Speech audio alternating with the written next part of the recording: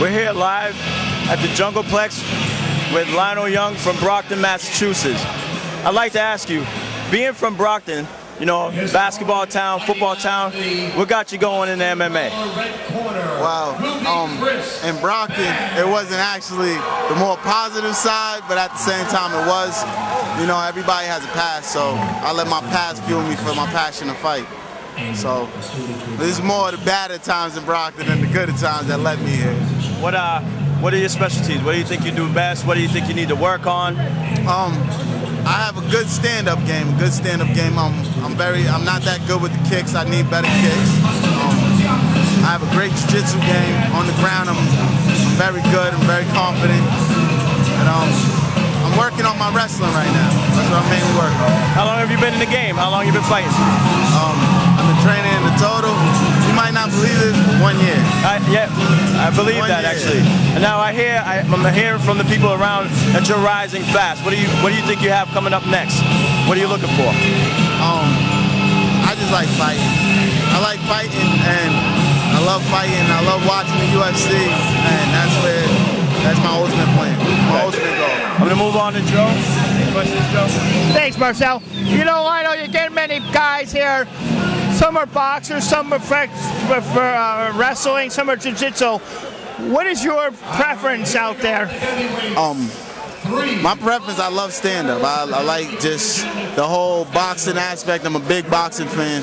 So I would say it's boxing, but I love kicks. So I would say the kickboxing aspect, karate, anything where you can use your hands and your feet. I don't like a limited fighter. I like a fighter that can use his hands and his feet. Be more dangerous as like that. Absolutely, the more tools you have, the more dangerous you are. They really have a harder time scouting. And we do know that guys out here do scout. Have you scouted the guy that you fought tonight? To tell you the truth, I have to give Alex Camarero a lot of respect because he took the fight on 2 weeks' notice. My first fighter, he didn't want to go pro with me. He went back down to amateur. So Camarero stepped up, and in my eyes, he didn't know what mostly to fight against me, so he really thought standing up would be the better. Did he scout well for me? He did pretty good. He tried to do good, but you need to. This sport is not a type of sport where you could just wake up tomorrow and decide, hey, I'm gonna go knock somebody's face off. Right. You gotta put your dues in. You gotta put your time in, and if you do that, you'll win. Absolutely. Now, do you find it harder to train because, you know, these guys have different styles? Are you like, if you know, obviously, a guy's a jiu-jitsu, you'll kind of lean your way that way, except, of course, he could turn around and change that strategy on you. So when you go in, what's your strategy when you're training for these guys? If I know he's a real wrestling-based type of guy, I always try to keep the fight away. If I know he's a jiu-jitsu, I do a more of a cat and mouse game with him, you know. It's like everybody you train different for because every fighter has a different aspect and tool with him that makes him just unique.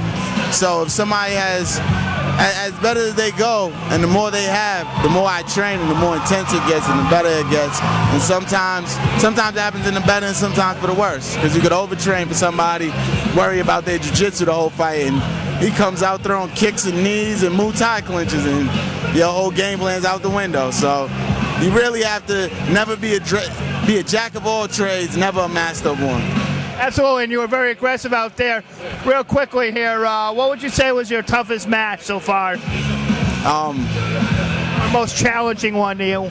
The one that really had me up at night, not sleeping, arguing with my wife, is the Steve Dunn fight. I watched that fight, no lie, at least about 1,000 times.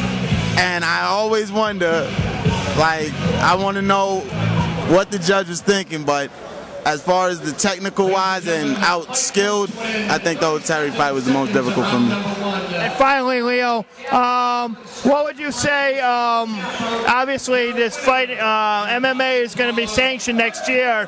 What kind of impact do you think that will have on guys like yourself and that? I think that you'll see a lot better of the quality of fighter, because if you take a fighter who could just think that he could win or lose and it won't count for nothing because it's not sanctioned and you might not see it when you go look up Share Dog. Fighters sometimes use that as an excuse.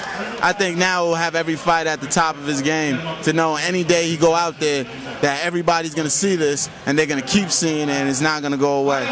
So I think it's a good thing for the sport. So do I. I can't wait for it. Thanks for joining us, Leo. Congratulations on your match. And I actually got one more question for him. Go ahead. Before we let him go, tonight, big win for you. Who do you got tonight? Pacquiao, Cotto? Oh, Pacquiao, pound for pound best. I got it right here. All right. Pacquiao. You heard it from Lionel Young. Manny Pacquiao. Pacquiao. Thank you. Thanks, Lionel. That's all. All right, man. Thanks, man. Thanks, man. All right, man.